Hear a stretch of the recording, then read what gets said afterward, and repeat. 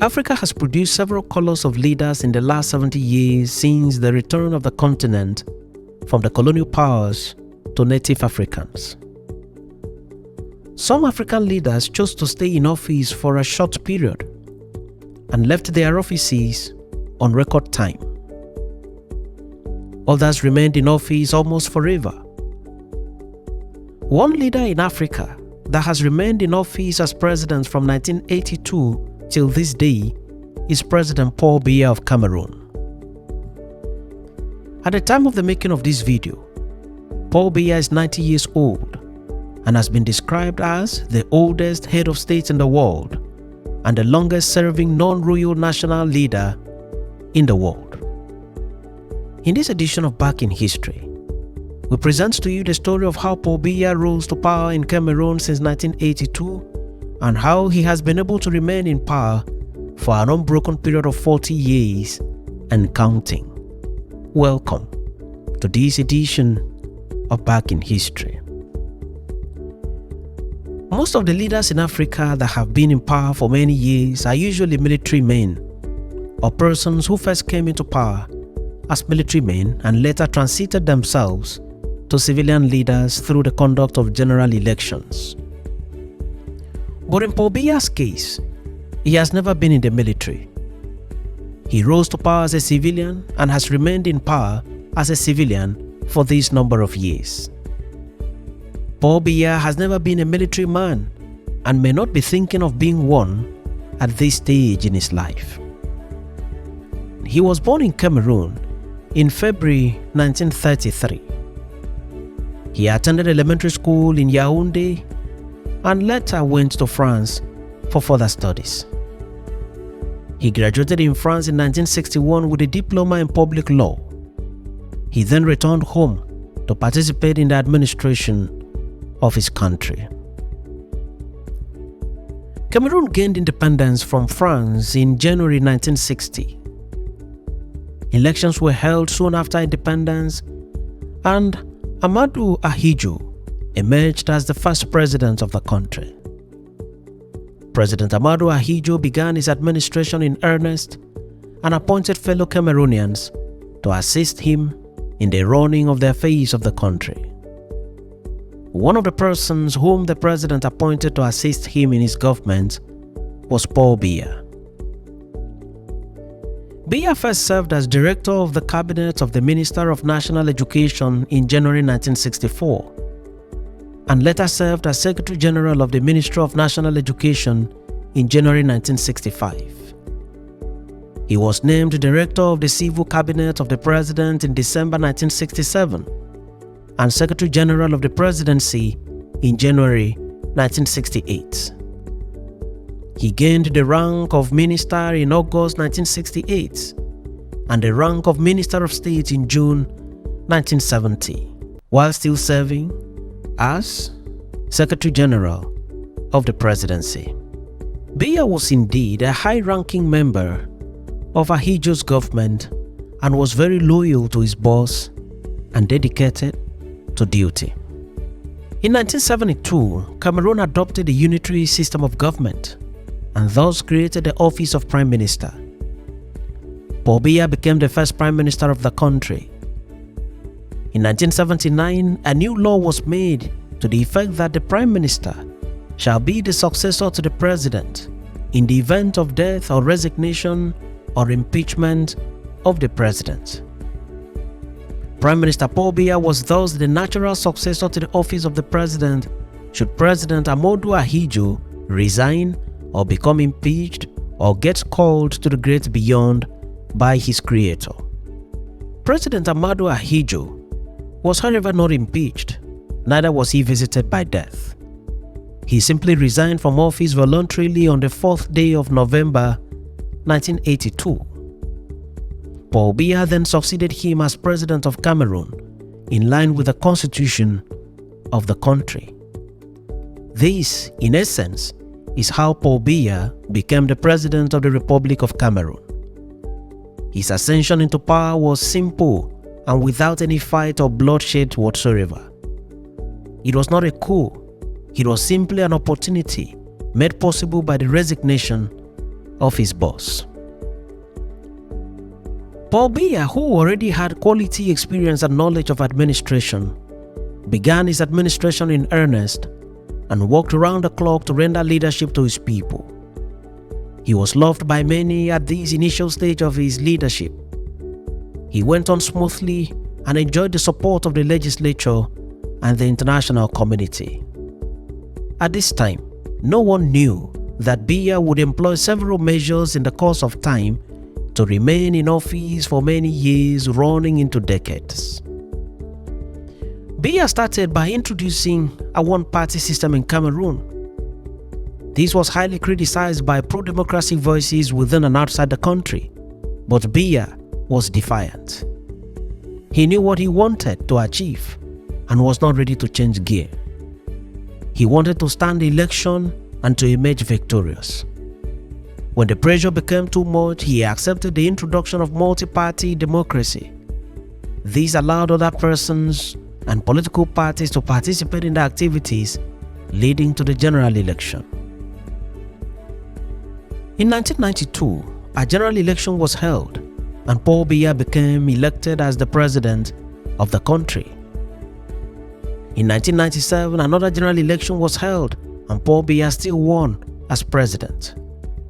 He was sworn in to run the term. In 2004, another election was held and Paul Biya still emerged as the winner for the seat of president.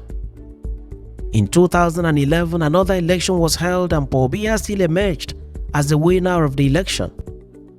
As recently as 2018, another election was held and Paul Biya still won the election. President Paul Biya has never been defeated in the presidential election by anyone in Cameroon up to the time of the making of this video. This is how Biya has remained in office as president 40 years and counting. It should be noted, however, that in these elections, there were allegations of widespread irregularities and manipulation of the electoral process in favor of Paul Biya. In most of the elections, Paul Biya was the only major candidate because other candidates with good following and standing had boycotted the elections owing to obvious irregularities in the electoral process. Local and international observers also complained about irregularities in the elections that repeatedly produced Biya as president. Biya paid little or no attention to these complaints. He forged on with his government and appointed a number of people to work with him.